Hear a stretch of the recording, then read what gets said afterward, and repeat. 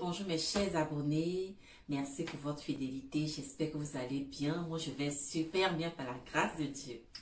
Encore un autre beau jour pour une nouvelle aventure. Aujourd'hui je voudrais vous parler du contrôle parental.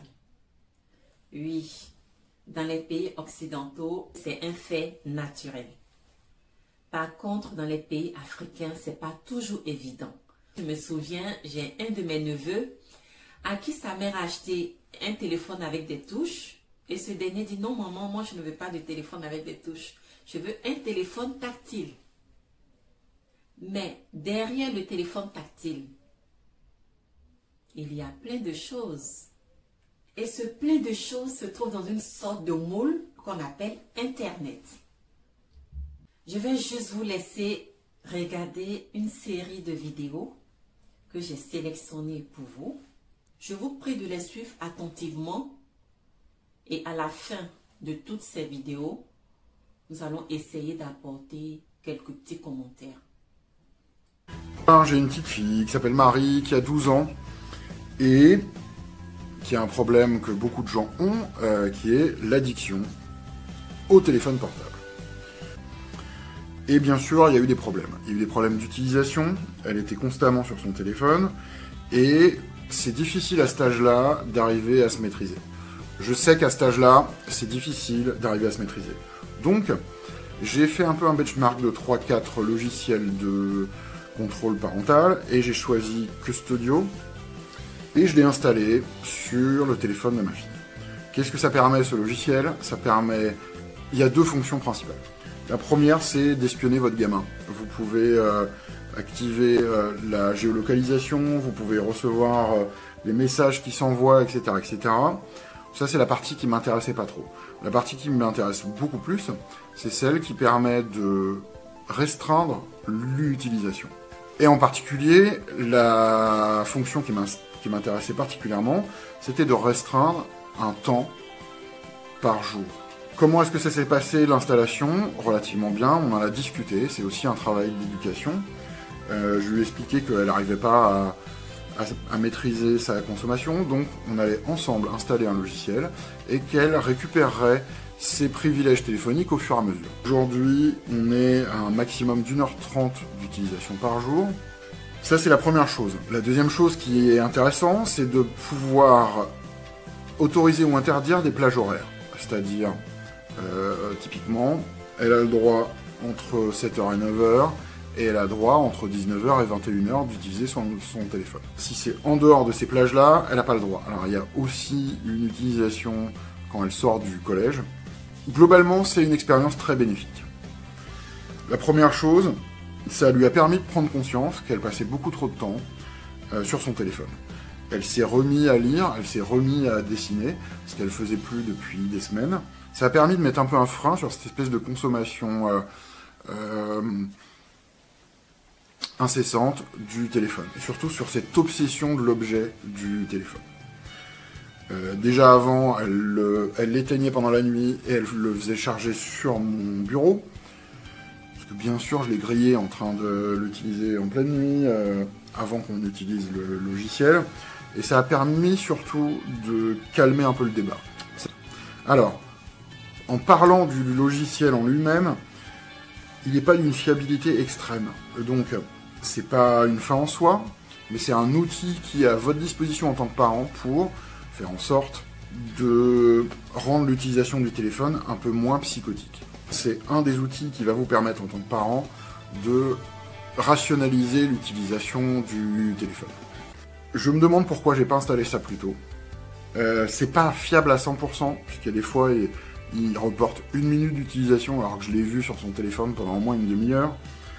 Mais ça permet au moins de fixer certaines barrières et de faire en sorte que ce soit un peu plus contrôlé.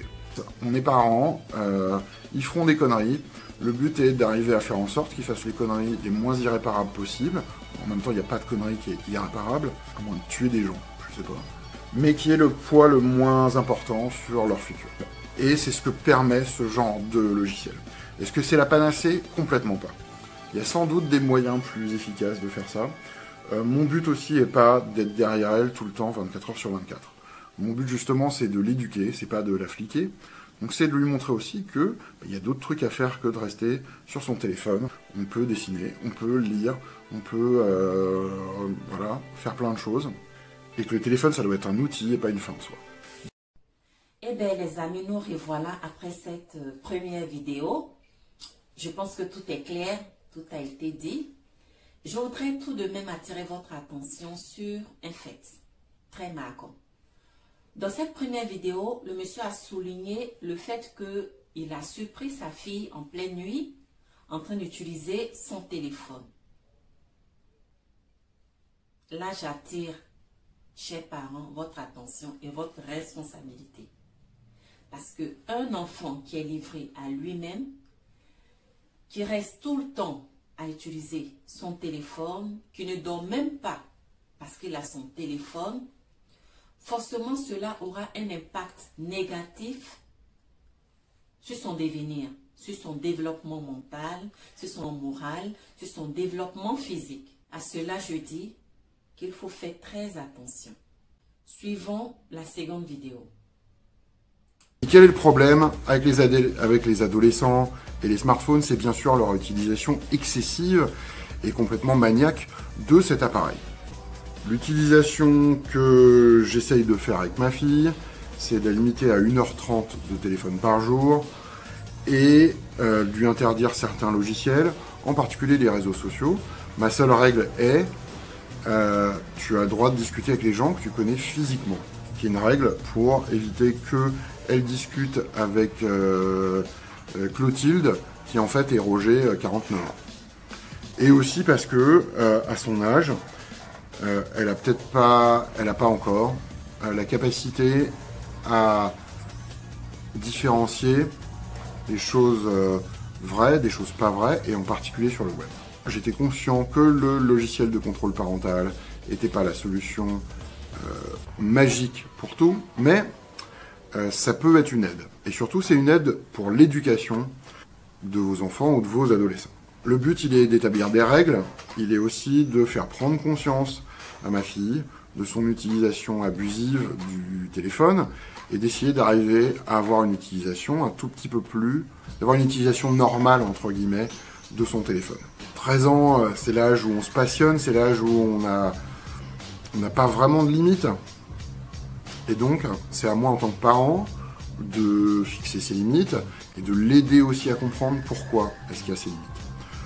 J'essaie de faire en sorte que ma fille devienne pas une débile à force de regarder son téléphone tout le temps. Alors, moi personnellement, le téléphone ne me fait pas peur. C'est sa capacité à appréhender les situations. Alors c'est pas spécialement le téléphone, hein, c'est le web en général.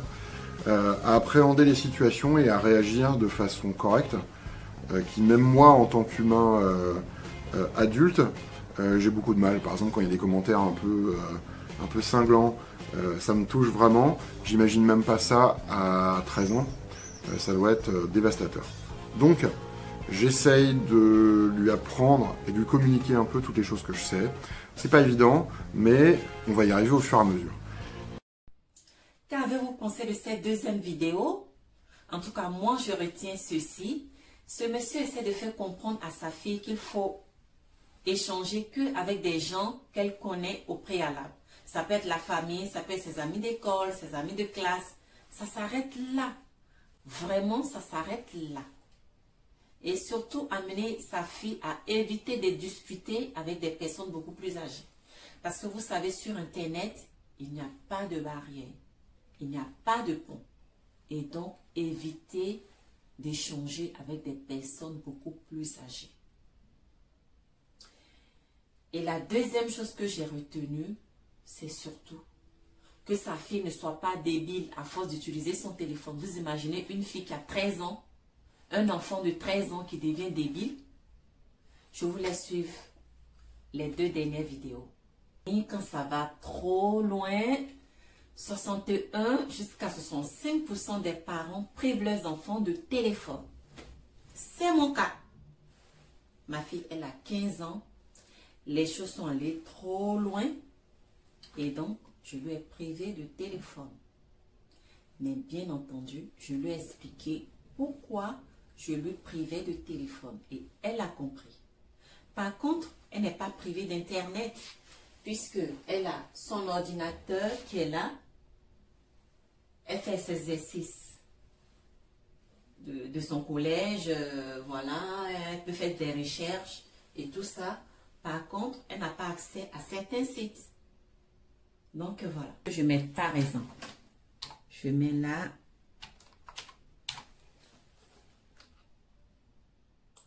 Je mets ça, vous voyez, je clique là et ça me donne ça. Vous n'êtes pas autorisé à visiter cette page. Vos parents pensent que ce site n'est pas approprié pour vous. Donc là, parce que j'ai installé le contrôle parental sur l'ordinateur de ma fille. Donc c'est à cela que ressemble le contrôle parental. D'après les dernières études que nous avons, 98% des jeunes ont été confrontés à un contenu choquant sur Internet. Ah ouais, quand même. Et c'est grave? On vit malheureusement dans une société aujourd'hui en Occident qui a la phobie du risque. Et beaucoup de parents voudraient avoir un risque zéro pour eux-mêmes et voudraient créer un risque zéro pour leurs enfants. Il faut bien comprendre que la prise de risque fait partie de la croissance de l'enfant. Un enfant ne grandit que parce qu'il prend des risques. On lui interdit de monter sur un escabeau parce qu'il peut tomber. Un jour, il y monte quand même, on le trouve en haut. On hésite entre le gronder et le féliciter. Élever un enfant, c'est lui apprendre petit à petit à s'autoprotéger et à s'autoguider. Sur le principe, on est d'accord, mais soyons honnêtes, est-ce qu'on a vraiment envie de voir des ados se balader sur un site porno? Mais finalement, c'est si grave que ça de tomber sur du porno? Il voit un contenu extrêmement choquant, il se dit la sexualité c'est ça. Et il continue ses recherches. Donc ça peut avoir vraiment un impact psychologique extrêmement important sur les enfants. Alors là je parle évidemment d'adolescents, mais plus jeunes c'est encore bien plus catastrophique. Les adultes aussi ont de quoi être choqués et c'est normal qu'ils se préoccupent des enfants. Mais il y aurait une erreur à dire que le problème ne concerne que les enfants. Le problème nous concerne tous. D'autant que pour notre experte, les sites de rencontres, faudrait mieux les surveiller. On considère qu'en 3 minutes, on peut atteindre à peu près jusqu'à 50 prédateurs en allant sur Internet. Le prédateur peut soit récupérer des photos, soit lui demander de faire des choses devant la caméra. Tout est possible, lui envoyer des contenus choquants, lui demander de faire certaines choses. Quant au psy, même s'il est d'accord, il est un peu moins alarmiste. Le plus grand nombre des prédateurs sexuels se trouvent dans les familles. Ils ne sont pas rencontrés via Internet.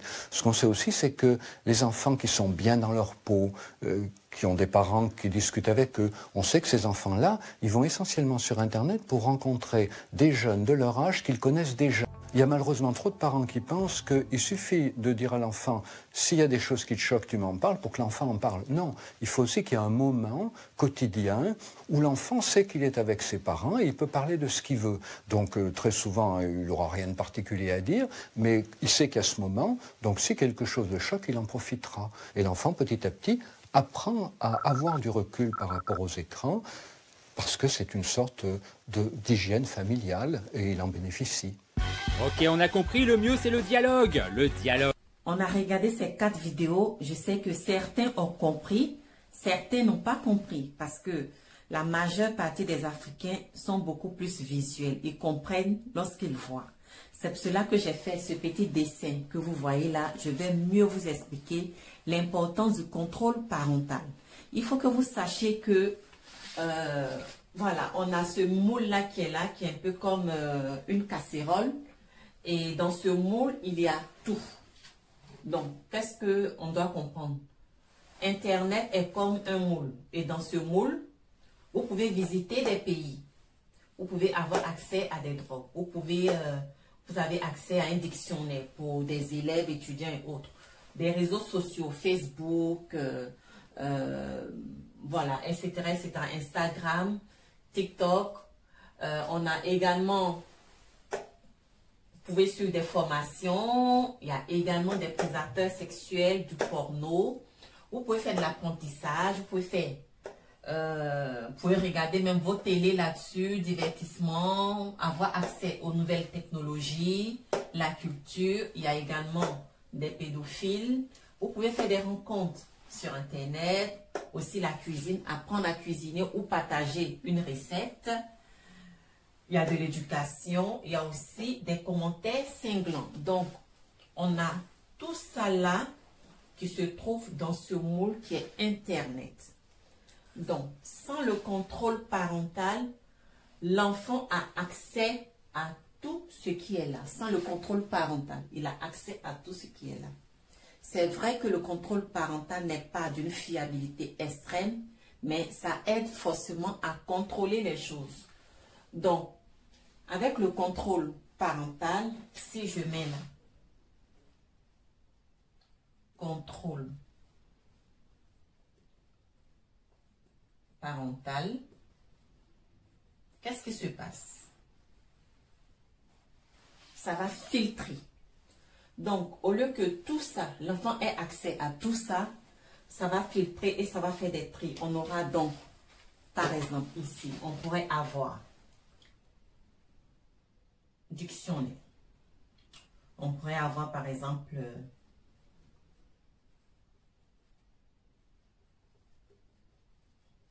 l'enfant pourrait avoir accès à un dictionnaire.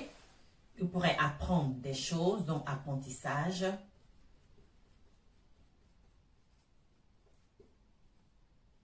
Apprentissage. Il pourrait même visiter des pays à partir d'Internet. Donc, si vous voulez bien, hein, si vous voulez qu'il visite des pays, visitez des pays à partir d'Internet. Il pourra suivre des actualités, pardon, si vous le permettez. Donc, actualité.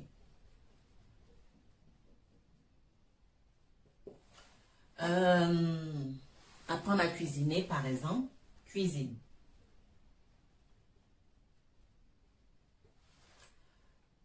Éducation.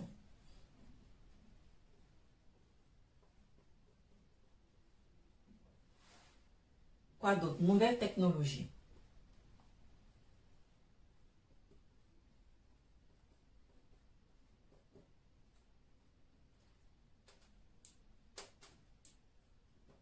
Nouvelles technologies. Et voilà. Donc, on a eu à faire des tris. Donc, le contrôle parental va donc servir à faire ce filtre-là. Vous comprenez? Donc, ça sera le rôle du contrôle parental. Donc, en fait, le contrôle parental est un logiciel qui va permettre de veiller à ce que l'enfant fasse un usage approprié d'Internet.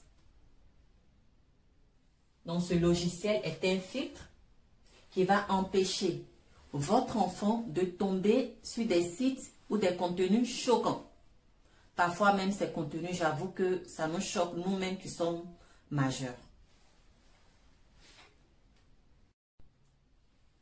Maintenant que nous avons filtré via le contrôle parental, il faut maintenant fixer à 2 heures d'utilisation par jour, à 3 heures ou à 5 heures.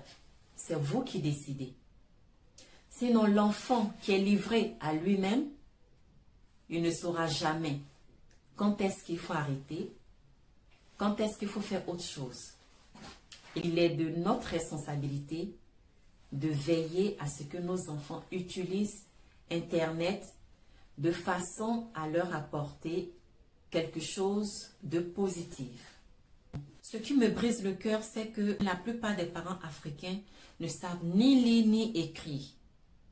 Et aujourd'hui, c'est la mode. Les enfants ne veulent plus de téléphone avec des touches.